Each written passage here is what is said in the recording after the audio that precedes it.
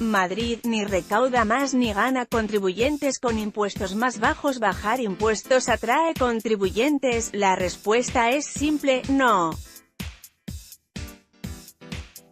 Al menos, eso es lo que ha sucedido en los últimos años en España, donde desde los 90 las comunidades autónomas tienen cierto margen para elevar o reducir impuestos de acuerdo a su propia política fiscal. Los casos más singulares han sido los de Madrid y Cataluña, que han recorrido caminos distintos. Mientras que Madrid los ha bajado, Cataluña los ha incrementado.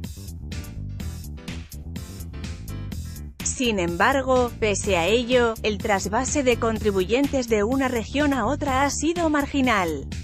O irrelevante, como se prefiera. El estudio lo ha publicado CESIFO, uno de los centros de investigación económica más influyentes de Europa, y supone un revés a la idea que defiende que tipos impositivos más bajos en el impuesto sobre la renta atraen contribuyentes.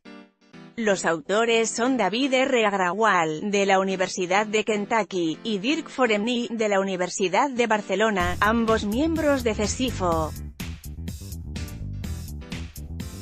Lo que sostienen los autores del estudio, que han elegido España porque se trata de uno de los países fiscalmente más descentralizados de Europa, es que las comunidades autónomas que bajan el IRPF por motivos ideológicos para recaudar más, intentando atraer contribuyentes de otras regiones, en realidad logran menos ingresos. Al menos en el corto plazo.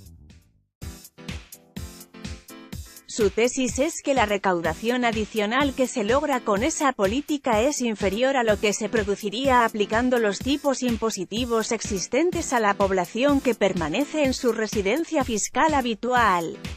Es decir, que no compensa bajar impuestos, ni se recauda más ni aumentan las bases imponibles. Se pone como ejemplo lo sucedido en Madrid y Cataluña, porque se trata de las regiones con el tipo marginal de IRPF, respectivamente, más bajo y más elevado. Si bien, como dice el estudio, solo una fracción muy pequeña de contribuyentes se ve afectada por esa política fiscal.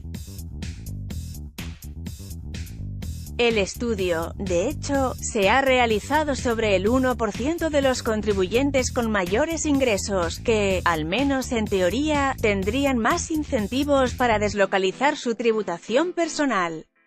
Para ello, se han utilizado tanto los registros de la Seguridad Social, muestra de vidas laborales, como de la propia Administración tributaria. Utilizando esta información, los autores del estudio muestran que cuando Madrid recorta los impuestos por una cifra equivalente a 0,4 puntos porcentuales para los contribuyentes que más ganan, por encima de los 90.000 euros brutos anuales, la probabilidad de mudarse a la región madrileña aumenta en 1,1 puntos porcentuales. Según sus estimaciones, existen 75.000 contribuyentes que se sitúan en el 1% con mayores ingresos, con unas rentas medias de 171.000 euros. Migración de contribuyentes. El estudio calcula que ese recorte de impuestos tendría un coste en términos de recaudación equivalente a unos 61 millones de euros. Por el contrario, y gracias a la migración de contribuyentes, aumentarían los ingresos en 12 millones de euros en el IRPF, lo que supone apenas el 0,14% de los ingresos fiscales, como estima el estudio.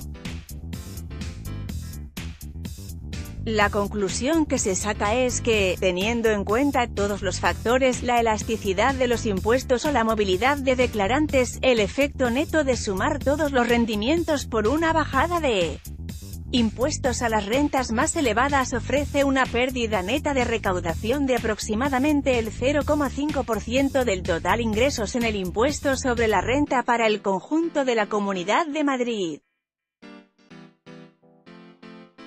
El estudio calcula que ese recorte de impuestos tendría un coste en términos de recaudación equivalente a unos 61 millones de euros. El caso de Cataluña, que ha aumentado los tipos marginales máximos, es muy distinto. Según el estudio, unos 60.000 contribuyentes se sitúan en el 1% más elevado del IRPF, con unos ingresos medios equivalentes a 152.000 euros al año, algo menos que en Madrid.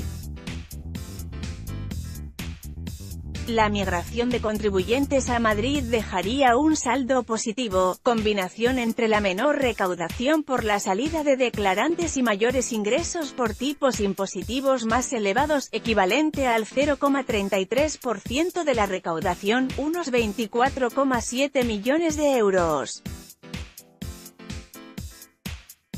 Más eficaces, por el contrario, han sido las políticas encaminadas a reducir los tipos marginales que se aplican a las rentas más bajas, toda vez que han ayudado a reducir la desigualdad.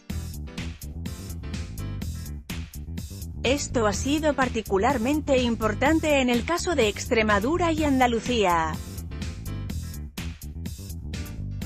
Según Agrawal y Foremni, y en comparación con el efecto que tienen los impuestos del gobierno central sobre el llamado coeficiente de Gini de desigualdad, Madrid, que bajó sus tasas impositivas, tiene un sistema tributario regional que reduce la desigualdad menos que Cataluña, que elevó sus tipos impositivos. El informe de CESIFO forma parte de un trabajo más amplio que cada año publica la institución alemana sobre la tributación de la riqueza en el mundo. En particular, en los países más avanzados. Y entre sus conclusiones, destaca la idea de que la riqueza privada neta ha experimentado un incremento generalizado en las últimas décadas, pasando en 1970 del 200 a 350% del ingreso nacional en la mayoría de los países ricos al 400 a 700% en la actualidad. Esta tendencia se vio en buena medida afectada por la crisis financiera de 2008 o por las burbujas de precios de ciertos activos experimentadas en países como Japón o España. El incremento en la desigualdad de riqueza, sostiene el documento, ha sido, no obstante, muy significativo en Estados Unidos, con un aumento en la participación del 1% más rico del 22% a 39% entre 1980 y 2014, lo que en buena medida se explica por el incremento en la participación del 0,1% más rico. El aumento en la concentración ha sido menor en Francia y Reino Unido, debido por un lado al efecto moderador que ha tenido la evolución de la riqueza inmobiliaria, mayoritariamente en manos de la clase media, y por otro, al menor nivel de desigualdad de ingresos en comparación con Estados Unidos.